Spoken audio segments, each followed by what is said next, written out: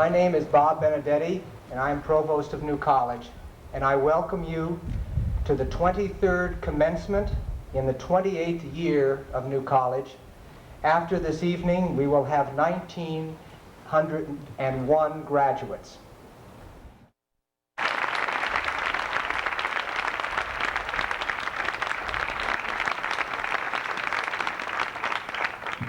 Thanks, Bob. I'm most pleased to share this day of celebration with all of you, my friends among the faculty, staff, and students of New College, especially the graduates and their families and friends, and especially also the alumni of New College who have come back to recall their times at New College and to join in the graduation celebration. I remember when I arrived at New College in 1970, just as I was finishing my PhD from the University of Michigan. I was interested in American philosophy, but I'd never studied the subject formally, so I sat in on Gresham Riley's seminar, Meaning, Action, and Volition. It was in every respect, except officially, a graduate seminar. I found Riley and a half dozen advanced students studying the primary texts of Peirce, James, and Dewey's theory of action. But among the advanced students, there was one first-year student, a quiet, almost shy black woman. I can't deny I wondered what she was doing there. Some of Berger's students were in the seminar. Hegel and Husserl were invoked. Heidegger and Sartre were mentioned in the same sentence with American philosophers.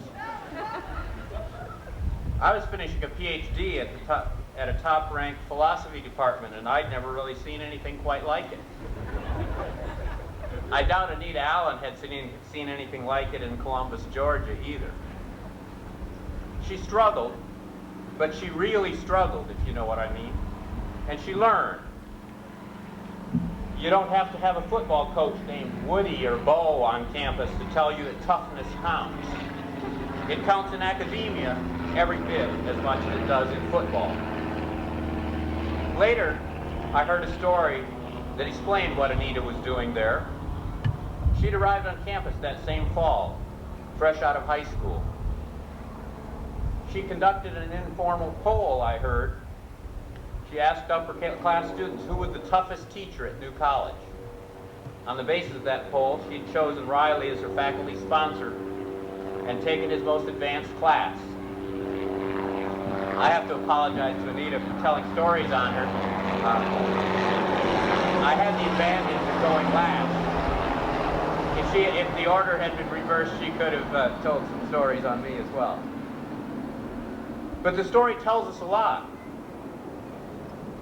I've never been surprised about any of Anita's accomplishments since I heard that story. I've been pleased and proud, but I've never been surprised.